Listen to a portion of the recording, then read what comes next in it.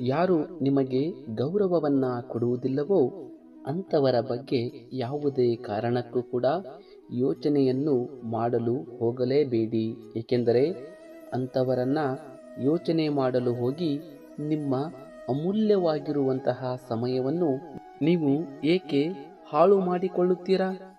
ಅದೇ ಸಮಯವನ್ನು ನೀವು ನಿಮ್ಮ ಬೆಳವಣಿಗೆಯಲ್ಲಿ ತೊಡಗಿಸಿಕೊಳ್ಳಿ. ಚಿಲ್ಲರೆಯ ಜನರು ನಿಮ್ಮ ಜೀವನದಲ್ಲಿ ಆಟವಾಡಿ ಹೋಗುವಷ್ಟು ನಿಮ್ಮ ಜೀವನವನ್ನು ಅಗ್ಗ ಮಾಡಿಕೊಳ್ಳಬೇಡಿ. ನೀವು ಕೆಳಗೆ ಬಿದ್ದಾಗ ಸೋಲುವುದಿಲ್ಲ. ಯಾವಾಗ ಮೇಲೆ ಏಳಲು ನಿರಾಕರಿಸುತ್ತೀರೋ ಆಗ ನಿಜವಾಗಿಯೂ ಕೂಡ ನೀವು ಸೋಲುತ್ತೀರಾ. ಇದನ್ನು ಜೀವನದಲ್ಲಿ ನೆನಪಿನಲ್ಲಿ ಇಟ್ಟುಕೊಳ್ಳಿ. ಸೋತಿರಿ ಎನ್ನುವುದಾದರೆ ಜೀವನದಲ್ಲಿ ಕಳೆದುಕೊಳ್ಳುವುದು ಏನೂ ಕೂಡ ಇಲ್ಲ.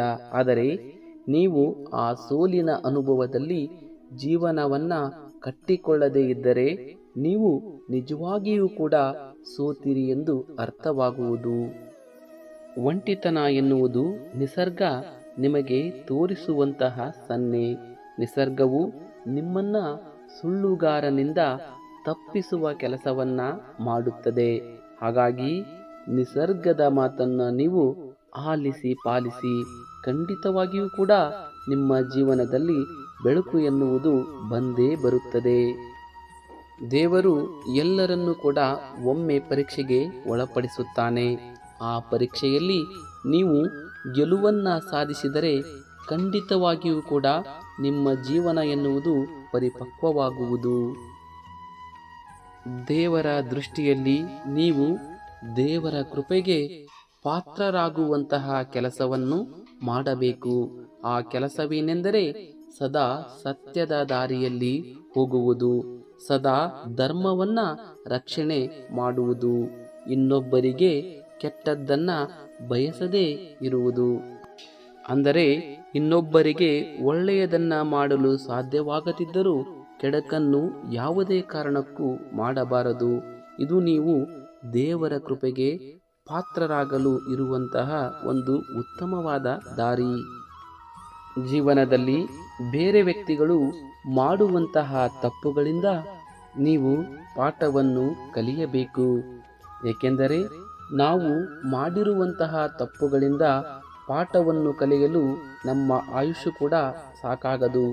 ಹಾಗಾಗಿ ಇತರರ ಜೀವನದಲ್ಲಿ ಮಾಡುವಂತಹ ತಪ್ಪುಗಳಿಂದಾಗಿ ಅವರ ಜೀವನದಲ್ಲಿ ಎಂತಹ ಘಟನೆಗಳು ಸಂಭವಿಸುತ್ತವೆ ಎನ್ನುವುದರ ಮೇಲೆ ನೀವು ಕೂಡ ಅದನ್ನು ತಿದ್ದಿಕೊಳ್ಳಬೇಕು.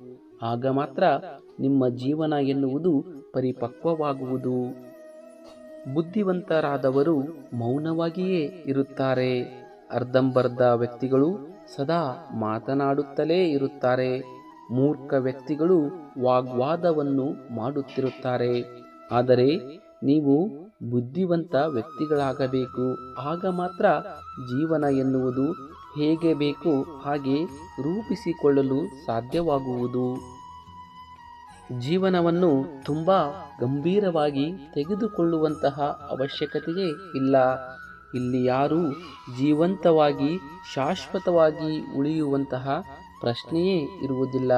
ಈ ಜೀವನ ಎನ್ನುವುದು ದೇವರು ಕೊಟ್ಟಿರುವಂತಹ ಭಿಕ್ಷೆಯಾಗಿರುತ್ತದೆ. ಯಾವಾಗ ಆತನ ಕೃಪೆ ಎನ್ನುವುದು ಮುಗಿದು ಹೋಗಿರುತ್ತದೆಯೋ, ಯಾವಾಗ ಆತನ ಒಂದು ಕರೆ ಎನ್ನುವುದು ನಮ್ಮ ಜೀವನದಲ್ಲಿ ಬರುತ್ತದೆಯೋ ಆವಾಗ ನಾವು ಖಂಡಿತವಾಗಿಯೂ ಈ ಜೀವವನ್ನು ತೊರೆದು ಹೋಗಲೇಬೇಕು. ಈ ದೇಹವನ್ನು ತೊರೆದು ಹೋಗಲೇಬೇಕು. ಅಸಲಿಗೆ ಆತ್ಮ ಎನ್ನುವುದು ಅದಕ್ಕೆ ಸಾವೇ ಇರುವುದಿಲ್ಲ. ಅದು ಒಂದು ದೇಹದಿಂದ ಮತ್ತೊಂದು ದೇಹವನ್ನು ಹುಡುಕಿಕೊಂಡು ಹೋಗುತ್ತದೆ. ಹಾಗೆಯೇ ಈ ದೇಹದಲ್ಲಿ ಯಾವಾಗ ನಮ್ಮ ಋಣ ಎನ್ನುವುದು ತೀರುತ್ತದೆಯೋ ಆಗ ಇಲ್ಲಿಂದ ತೆರಳಲೇಬೇಕು. ಜೀವನದ ಸತ್ಯವನ್ನು ಅರಿತುಕೊಳ್ಳುವುದು ತುಂಬಾನೇ ಸುಲಭ.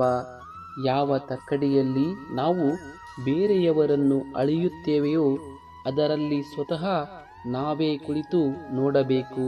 ಆಗ ನಮ್ಮ ಯೋಗ್ಯತೆ ಏನು ಎನ್ನುವುದು ನಮಗೆ ತಿಳಿಯುವುದು. ಇನ್ನೊಬ್ಬರ ಬಗ್ಗೆ ಮಾತನಾಡುವ ಮೊದಲು ಸ್ವಲ್ಪ ನಿಮ್ಮ ಬಗ್ಗೆ ನೀವು ಯೋಚನೆಯನ್ನು ಮಾಡಿ. ನೀವು ಇನ್ನೊಬ್ಬರ ಯೋಗ್ಯತೆಯ ಬಗ್ಗೆ ಆಗಲಿ ಅಥವಾ ಇನ್ನೊಬ್ಬರನ್ನ ಟೀಕಿಸುವ ಮೊದಲು ನೀವು ನಿಮ್ಮನ್ನು ಮೊದಲು ಪ್ರಶ್ನೆ ಮಾಡಿಕೊಳ್ಳಿ.